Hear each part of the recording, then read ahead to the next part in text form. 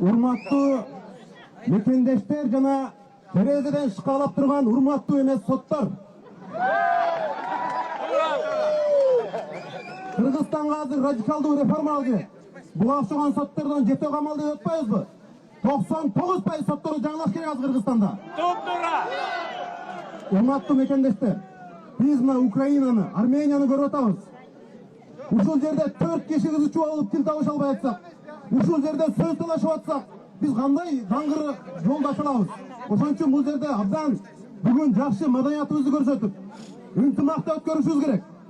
Урматтуу кыргызстандыктар, жакында Британиянын дүйнөгө белгилүү Экономист деген журналы жазып атат. Орто Азиядагы демократиянын гүлү деген Кыргызстан азыр же демократиядан кыйратпайт, же экономикадан кыйратпайт. Аймактагы эң жакыр өлкөлөрдүн бирине айланды дейт. Кыргызстан дүйнөдөгү эң жакыр деген Камерун, Жаңы Зеландиянын Папуа өлкөлөрүнө тең келди. Андан дагы жакыр болуп атат дейт. Кошуна Казакстан адамдары киреше табуу жагынан бир казакстандык тапканды 10 кыргызстандык таба албайт дейт. Мына ушундай шартта биз эмнени талаш атабыз? Бийлик менен оппозиция бир партияны талаш атат. Арак менен коньякты талаш атат. Сен сабынага барасыңбы? Үйүңдө тепшиде жуунасыңбы? Бизге айырмасы жок. Бизге өзгөртүү керек. Чоң реформалар керек. Элдин турмушунан да бизге. Мына кече Украинада шайлоо өттү. Урматтуу туугандар, Украинага бир чети кубансак, бир чети ичим күйдү. Караңачы, бизде кандай шайлоо болбосун, соттордон дош кектесе бизде стабилдүүлүк болгон жок дейт. Эмне Украинада стабилдүүлүк болдубу? Ошондой шартта, өлкө согушуп аткан шартта, эли кыйналып, башка мамлекеттер кол салып аткан шартта Украинанын саясий элитасы, жетекчилиги адилеттүүлүктү орнотту. 40-тын кырынан эң ашкан жигитти президент кылып дайындады. Элдин тандоосун сыйлады.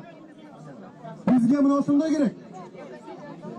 Урматтуу туугандар, Өмүрбек Текебаев, Садыр Жапаров,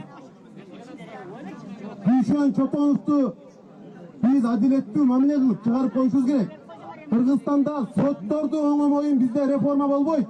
Мамлекет өнүкпөйт. Баарыңар сындайсыңар мына парламентке бизнесмендер толуп алды деп. Сот адилеттүү болсо, прокуратура, тим полиция, милиция адилеттүү болсо, ушул бизнесмендер өзүнүн бизнесин кылып жүрө бермек. Алар ошол бизнесин коргонуу парламентке келип атпайбы? Ал үчүн ушул соттордун баарын оңдошубуз керек да. Урматтуу соттор, мен билем, биздин үнүбүз силердин кабинетиңерге чейин жетип атат. Силер Ак үйдөн келген бир сыныктан коркпогула. Силер бул жерде кылкылдап турган миңдеген адамдардан корккула. Тура. Силер Ак үйдөн келген бир СМСтен эмес. Силер Кудайдын каргышынан, Кудайдын кусурунан корккула. Азыр урматтуу соттор, ушул соттор бир баатырлыгын көргөзүп кое турган мезгил келди. Соттор, адилетсиз соттордун балдары мектеп көргөндөн уялып калыптыр. Сен баланчанын баасысың деп мазакташат экен. Мындан өткөн кордук барбы? Орустун бир шылууну келип, кыргыздын чыгаан уулун ушул менден акчаган деп койсо, камап койсо, бул кандай өлкөдө бар?